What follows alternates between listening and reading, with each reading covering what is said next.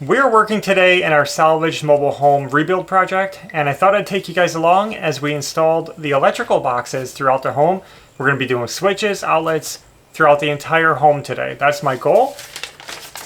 I made a quick blueprint layout of all the electricals so I can have a quick reference of where they are, but I more or less know. And we're just going to get right into it. Now, before I began, I made this, just a chunk of 2x4 that we had left over, cut a notch out of it. This is going to be my storyboard. What do you want to call this? Storyboard? It's a template. It's a, well, I mean, what do they call it? I called it a jig. It's a jig. And basically, I'm going to be installing metal boxes because our walls are thin. They're 2x3 walls, so there's not a lot of meat there. And we can't fit deep boxes, so some nice thin metal boxes will work great. And I want them to be consistent throughout the home. So I'm going to set this on the floor, you'll see. And use that to set the height of my box around the house. Yeah, that way you don't have to use a measuring tape. Yes. So you can see we can just set that there and use that for my height. Pretty easy. Guys, how do I make this fun today? How do I make it exciting for you guys? Because in reality, this is the video. It's done. You guys can leave. There's that's all we're doing today. Probably have like 40 of these to do. I think we bought 35 plus switches. Right. Or no, it was 30. That was included. Let me think. It was 34? 34. I think we bought 35. We have 34 of these, 35, 36. 36 boxes to install, and that's the entire house. It's a small house. That looks good. How about a story with each outlet? Now, well, let me tell this story first. Regarding the height, I mean, first of all, I just want to show you. You see what I mean about the depth here? We have this radiant barrier behind here, and there's barely any room. And if I used a plastic box, I literally wouldn't have fit in this wall. So, not going to work for us. These are going to work. Now, height-wise, a lot of people wonder how high to put outlets. And I know it's like a debated subject. Some people are going to say it's too low. Older people, disabled people might like them higher up, easier to reach. Some people like them low down. There is no code for outlet height unless it's like public housing or someplace where you have to do ADA compliance, right? But typical residential house, you can put them anywhere you want. You can have them down in your baseboard. You can put them in your floor, literally. You can put them way up high, anywhere you want. So what we're doing is, since there's going to be several of these underneath our windows, we're putting them at about 12 inches to the bottom, 16 to the top. That's a good height where it's not too low, but it doesn't look crowded to the window. That's basically what we did. So this is the old standard. A lot of outlets are going higher and higher on the wall these days, but this is the old standard that you would see in a lot of homes. With each metal box, of course, we got to do our ground pigtail. These are called pigtails, and they don't really look like a pigtail. Well, a pigtail is any short piece of wire that you use to, you know, jump out of a box like that. But these are grounding pigtails. And then basically we're going to use that to ground the metal box. Anytime you're using a metal electrical box, you want to make sure it's grounded so that if any of the live wires touch it, you know, it trips the breaker, it protects you. That's it, that box is done. Go on the back wall? Yep, I'm just looking at how I have them placed here. There's some filth down here on the floor because a bird started making a nest up in our ceiling. But we since have closed it up, so that won't be a problem. Almost closed up. Almost. This one doesn't have the full... Oh, I see. I made it so it can just sit on the floor. That's why I notched it out. Because I knew we were going to have different size bottom plates. Yep. Okay.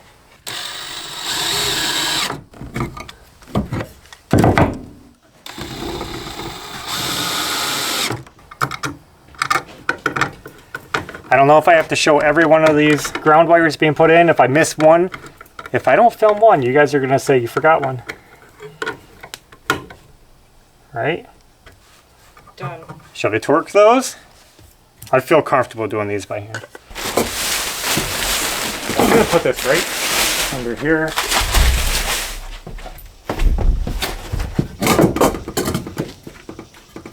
These might not be 100% symmetrical, but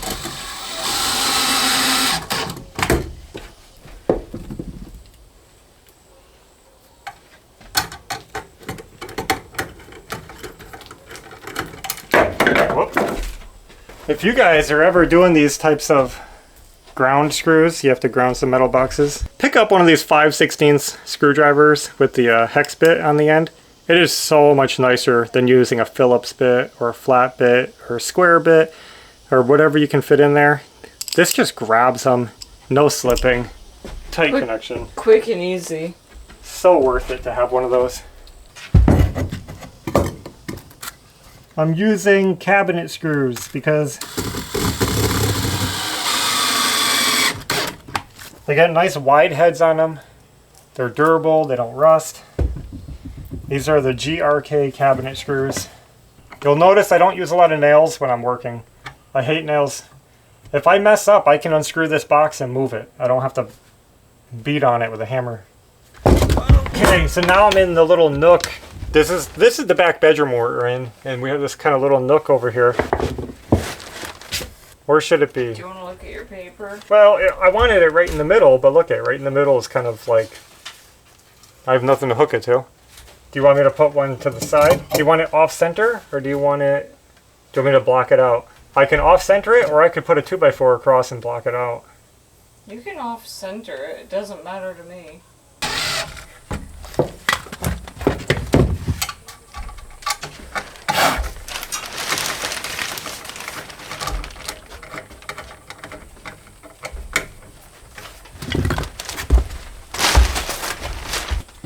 And right here, we need a light switch. I'm going to measure this one out. I didn't make a jig for the switch.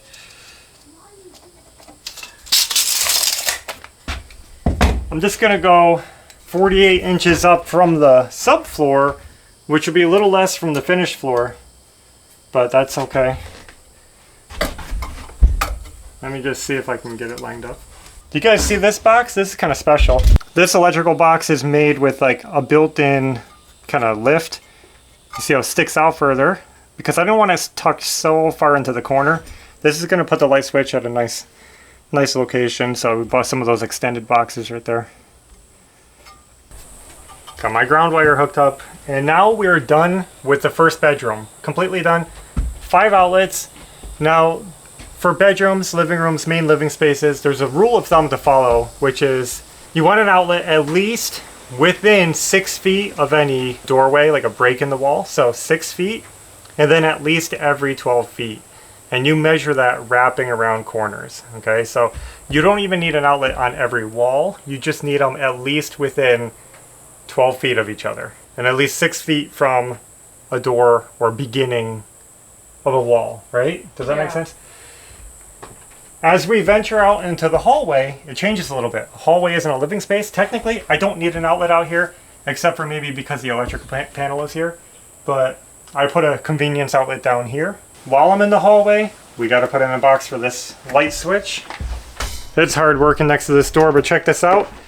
I put a board across, screwed it in, put my electrical box right on top of it like that so that we can get it away from the door, away from the corner.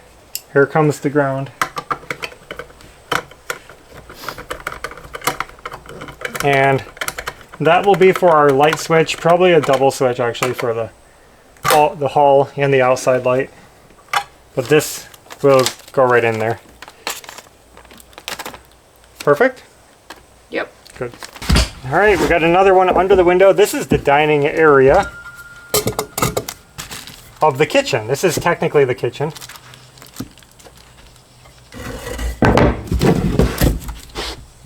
We're building an eat-in kitchen. Done. I'm trying to follow it. Where do you want it over here? Right here look good? Yep. Looks good.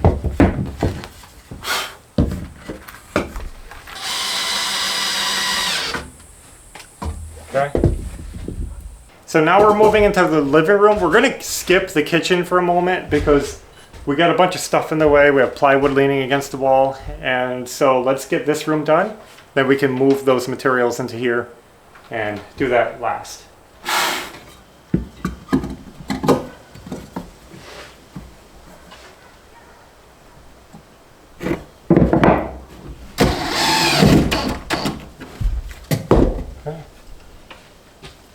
I mean, honestly, isn't this better than nailing in plastic boxes anyway? Ew, yeah.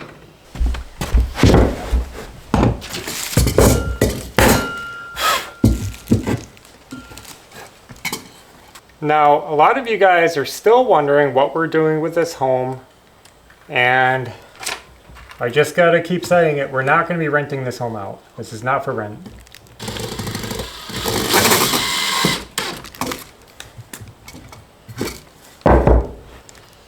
But what we are doing is holding on to it as a long-term investment for personal use, possibly resale. See, I can't give a solid answer. This is what it comes down to. The fact of the matter is that if we say we're going to sell it and we don't, you'll think we lied. If we say we're not going to sell it, we're keeping it, and then we change our mind, you'll think we lied. I don't want to look like we're deceiving you guys. So we can't say because we don't know what the future holds. We don't know what things are going to look like a year from now. But for us, owning property in Florida is very valuable. It's valuable to us, and there are deep reasons of why this whole project came to be.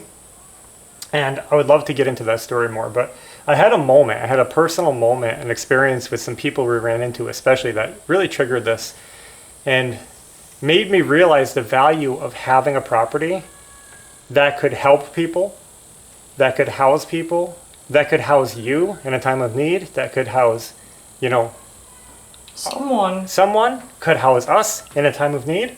It's valuable to have property.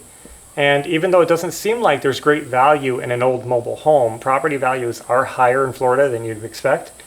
And we find great value in it just because we get to share this process with you guys on videos. And you guys watch our videos, and it makes all of this worthwhile. Does that make sense? So we're investing in our channel, we're investing in this home, and we're investing in our family and our family's ability to survive, thrive, and possibly help others. So that's where this is coming at. It's kind of a complicated thing, but simple at the same time.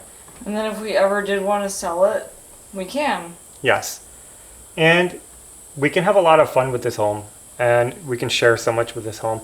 In fact, do you guys want to see this home be like fully furnished, fully built out? I mean, not just we finished the house, but we fully furnished the house out like a real home. That's the goal. We're going to make this place like fully usable. A home. Like you don't need to buy a thing. You walk in, and it's there. Done. It's got sheets, beds, towels, everything. You got dishes in the cabinets. You get what I'm saying? Fully furnished house. And if we can get it to that point, it's going to be beneficial. It's going to be beneficial to us in the short term because actually we have a plan for that. And you'll see, I'm not going to get too far ahead of myself.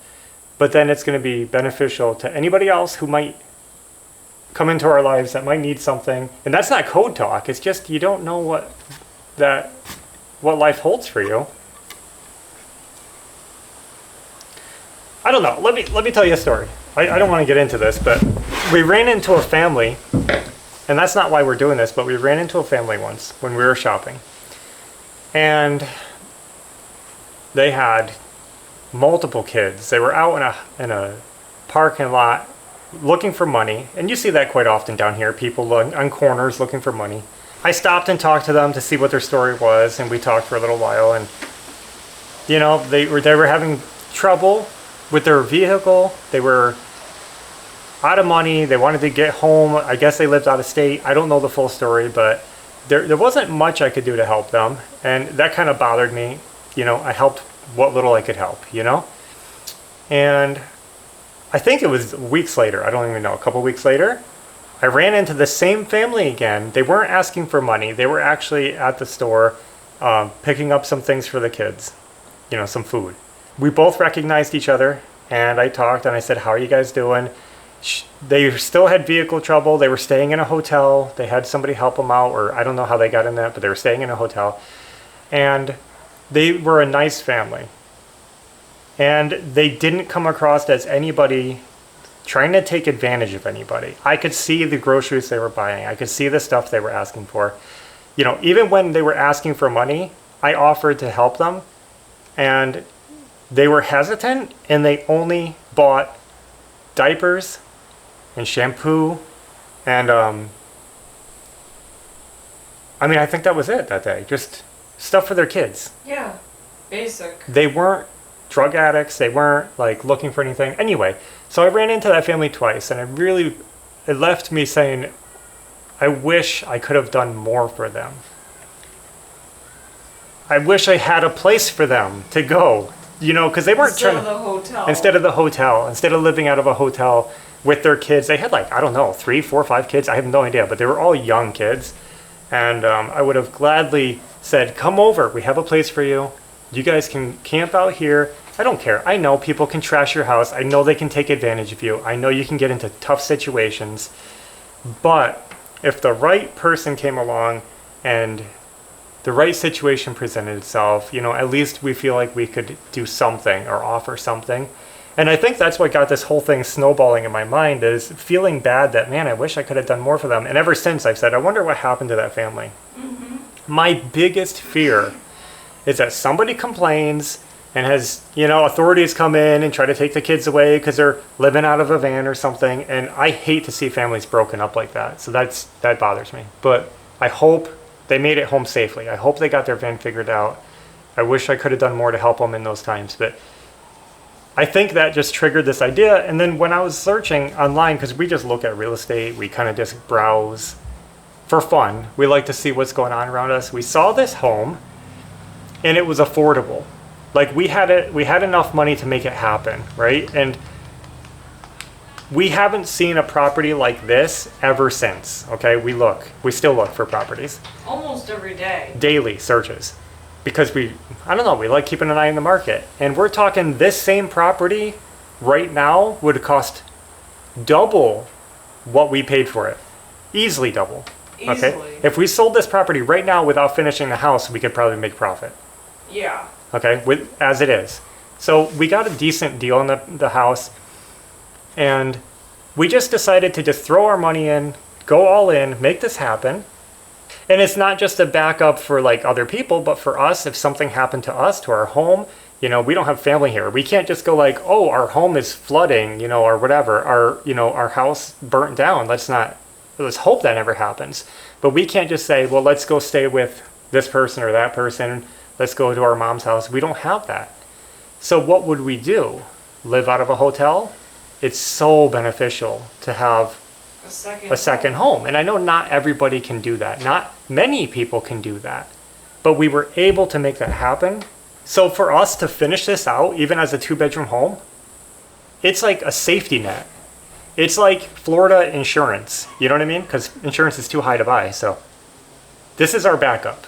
The reason that we would sell it is only if it came to we see something really amazing. Like dream property comes on the market and we're like, let's get this. You know what I mean? And then obviously you could sell this and put it toward that type of thing. But I'm talking it has to be very special. Like property with a big, amazing garage and, in the right area. Yeah. We like our house where we're at. We're on a really nice road. It's quiet. It's good for bike riding. It has everything we need. We love our yard. We love our pond. We love the woods. We love everything. So we don't want to move. It's not that. It's just this could be for sale if we needed it. Or let's say our YouTube channel, fails and we make no money. Well, at least we can sell this house. We have some backups. So that's what this is. Investment, long-term investment. so that we can feel at peace, so that we can use it for good things, so that we can have a safety net. And that's the investment for us. So that's why we're doing things a little bit different. We're doing things that maybe wouldn't make sense for everybody. We're not looking to flip the house. We're really looking to make this into a really functional home and something that we can be really proud of. And at the same time, we know it's an old trailer. We're not trying to go overkill. We're not going to do like a, $10,000 gold floor or something. We're just doing basic stuff, keeping it simple. But we're not looking at a broad market. A lot of people say, well, don't you want to attract as many buyers as possible? We're not looking at a broad resale. We're not even looking to flip the home. We feel like flipping is a little bit dishonest. No offense to anybody that does it. It just feels like, right now people are buying properties and selling them a year later for double and triple, making like 100, 200 grand. I just think that's crazy. And I don't know if I could do that, but we don't mind putting extra money in this. We don't mind not making a huge profit. Or taking longer to find a buyer. Yeah, taking a long time, or, the right buyer exists for this home. And it doesn't have to be a broad market home.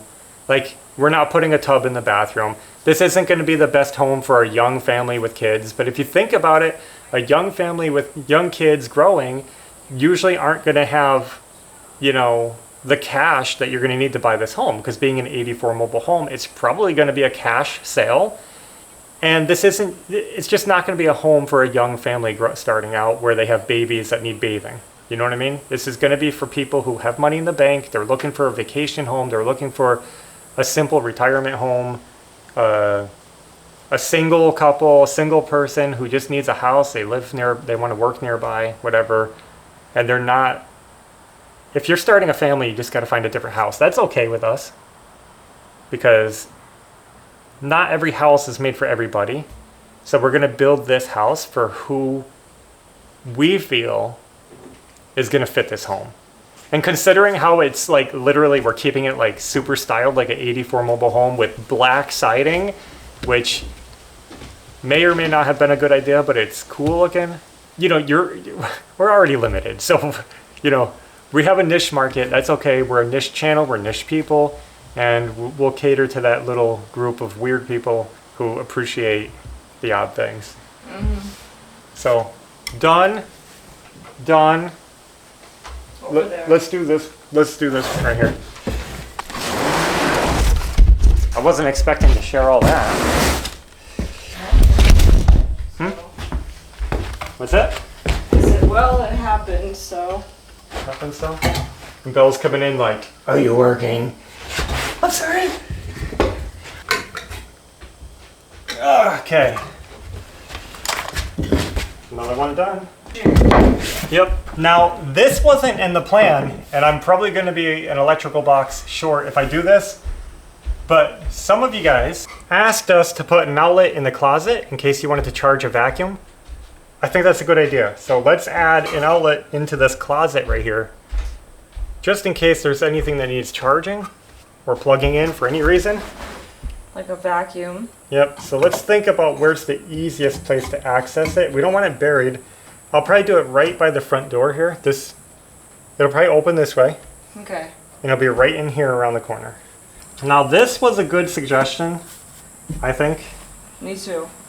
And I wouldn't have thought of it. I probably wouldn't have done it. But it makes sense. Yeah, I don't think we've ever put an outlet in a closet, have we? No. You could put your DeWalt toolbox in here, charge your batteries. Yeah. Okay, outlet in the closet. Good. Here.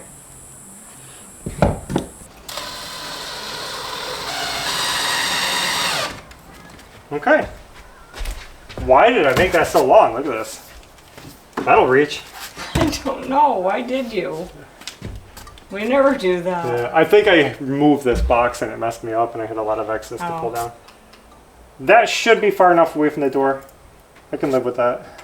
Okay, so just one here, one down there. Yeah. One in the corner.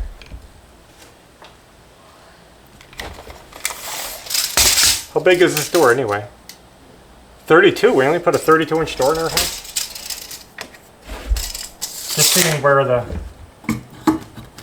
You want it over here? Sure. But these are pigtails, does that mean these are pigs? Yeah. You're pinning the tail to the pig. Somebody should sell pink electrical boxes and call them pig box.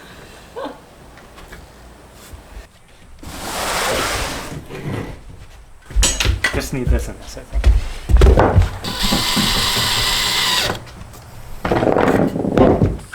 I'm gonna be, let me show you guys. Look at this wall. I want this outlet, well, it's a switch. I want it right here. And I have so many studs in here, it's like packed in. So I'm gonna notch this one out so that this can fit easier. And it's okay, I got lots of support here, here, here. This is just basically a quarter nailer for the other side. So I can cut this out if I can.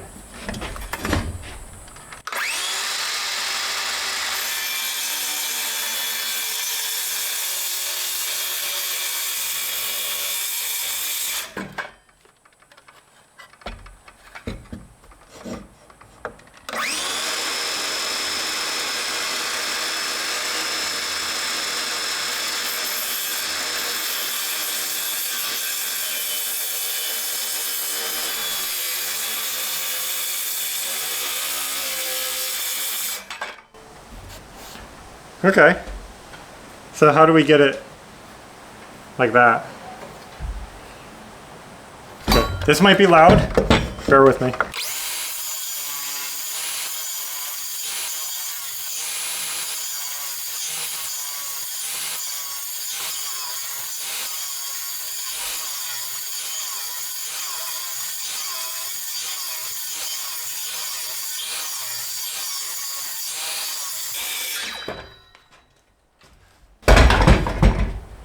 How was that? Is it hammer time now? That's hammer time. Well, I don't have a hammer with me, but maybe it's screwdriver time.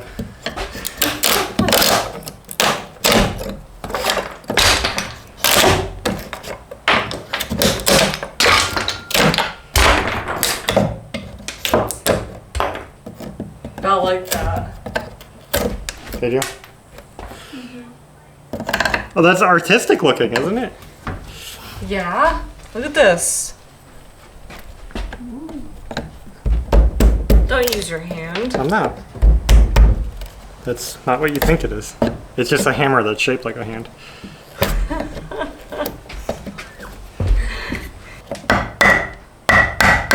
What? It's alright, this is overcut anyway. This will already fit in there.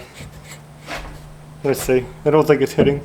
It's hitting a tiny bit, actually. Alright, let's smooth those out a little more. Okay, I'm gonna do something annoying, okay?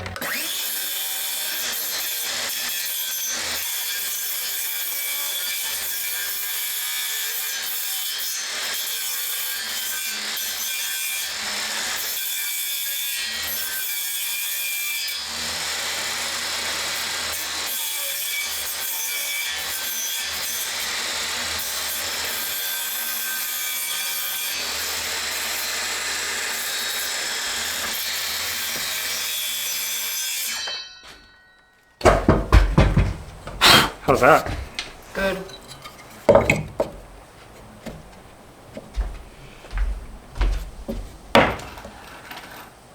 Does that fit in there? I think it is.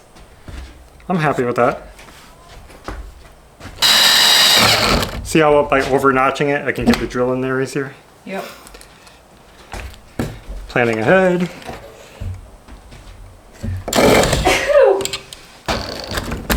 Okay. Solid. Look at it. Still a solid wall, no problem. Nothing hurt. Did you bring in the pigtail bag? It's in my electrical bag, yeah. Oh, okay, good.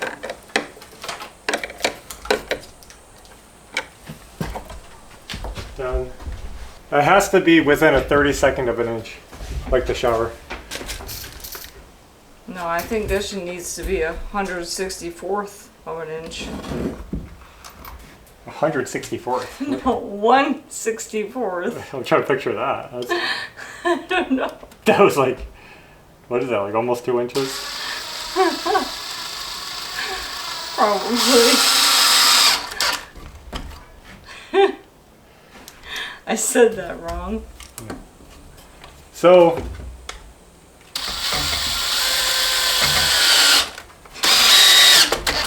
this is the bedroom light switch coming into the bedroom. Good? Nope. We still need this. Oh. This is why I'm here. And now we're going to be doing this final bedroom. This is the big bedroom of the house, and it's going to look awesome with this big window behind us. It's going to be cool. Which is actually called a bow window, not a bay window. So, right? We learned that. Yeah, we were corrected. Bay window has 3 segments. This one has 4. 4 or more is a bow. Yeah. So, it's okay if you say bay though. We don't care. Yeah. Right here.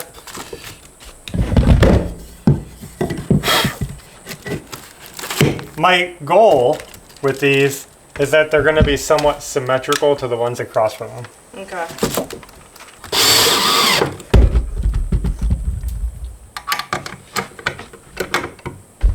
Now I should show you that there was actually used to be an outlet right under this bay window.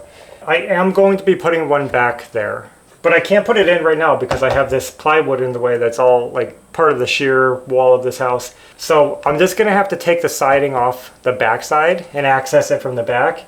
And I don't know what style box I will get, but I'll see what I can work in there, and we'll put an outlet down here as well, so that there's at least one on this span and you can access something if you want to decorate your window with some lights or something. Who knows? For now, we'll skip that one. Here's our, look at this is our windowsill. Still haven't done it.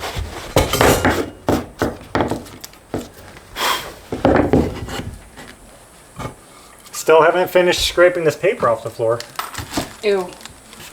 And speaking of that windowsill, you know, some people ask us, when are we going to finish the window? They're waiting for this bay window to be finished. But the reason we haven't done it yet is because we had a slight change of plans. So I know we're a little backlit here, but we are keeping this window. It just needs to be cleaned up, and I need to replace some missing glass, broken glass. But what we decided is that since we're replacing the bottom sill, which was a fiberboard material that was all decayed and falling apart, well, we want to do the bottom sill. We were looking at up here at this top plate, this flat section. I don't know if you can see it, but it's all moldy and nasty. I'm probably going to be a little shaky, but we'll try to capture it.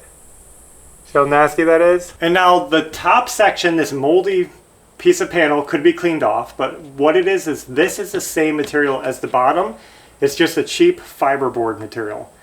And it is sagging a little bit. So what we thought is, since we're putting a solid wood base on it, we should probably just replace this one with solid wood also.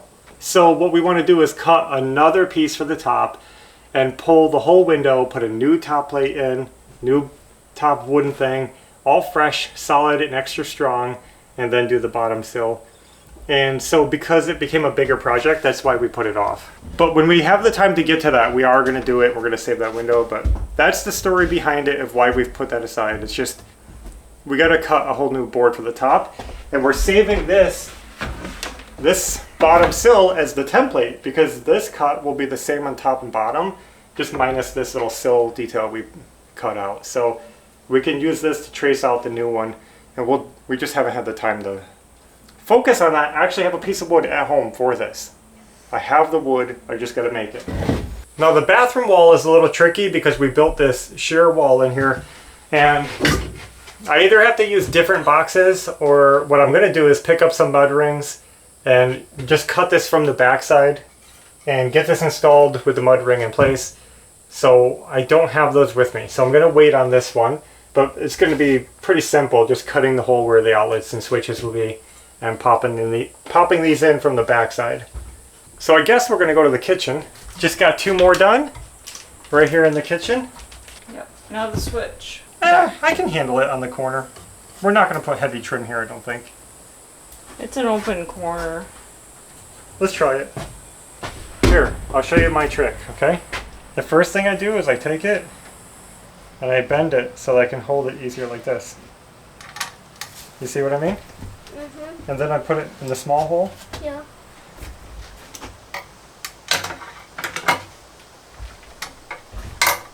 Yep.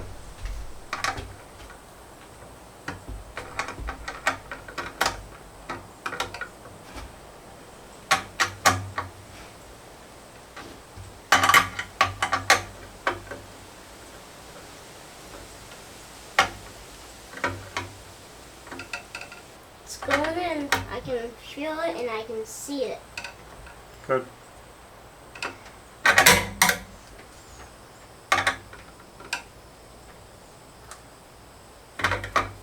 Just get it as tight as you can.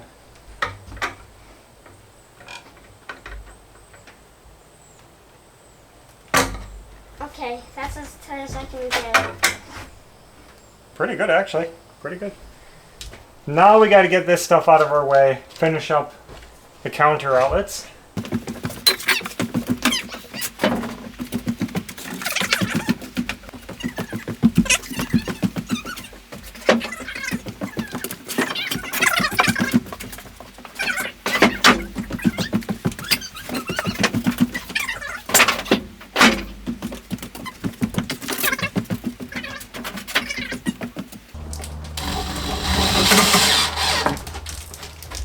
I think we're done with the kitchen, except for I need to get a range plug put in, but I forgot to look up the specs to see exactly where it should be located. I just want to make sure it's in the best spot for that. We got some outlets. We got this one up here for a special outlet for the range hood. We got another outlet behind the fridge there that you can't see. And that's it. It's a pretty small kitchen, so there's not many outlets. We got some on this wall. I'm just going over it and trying to make sure I'm not forgetting anything. I'm going to look at our sheet. And I think all that's left is the laundry area and that bathroom that we have to finish up. So I just took a look at the laundry area and I realized again, I'm not exactly sure what height I want my outlets. This is really dependent on what your appliances are. You know, is your washing machine going to be on a pedestal? Is it going to be on the floor? Top load, front load? We kind of know what will be here, but it could change in the future, but we're going to plan for what we think will be here. Being front load machines. I want to put them up high on the wall, but I don't want it to look awkward. So I'm going to go home and measure our washing machine because I don't remember how tall it is. And then I'll know exactly where to put these outlets. So not a big rush. It's not like I'm running wire today. So next time we come, I'll finish up the laundry outlets and we're going to be finishing up the range outlet. I'm going to get the specs on the range. I think that's done. We got all of our electrical boxes installed today, except for the ones that we need to fine tune and get little things. So good. The house is ready. We could literally start drilling holes and running wire, and I'm looking forward to that. I hope you guys stick around and follow us as we finish out this mobile home. It's going to be awesome. I didn't mean to go on like a long emotional discussion today. I wasn't even expecting that. It's sometimes hard to get across our thoughts and our feelings and why we're doing what we're doing. And I don't know. Hopefully it makes sense. We don't always do stuff in a typical way, like chasing the money fashion. Like a lot of people, they're money driven, and we're more just doing what we feel is right. We got the feels, and we're just building this mobile home and taking it as it comes. We're having fun. We're so happy that you guys are enjoying it. It's great to have your support, and it's going to be really pretty amazing when it's done. So that's all we have for now. Thanks for watching, and until next time, take care. Bye. I'm too busy inventing things. Sorry, guys.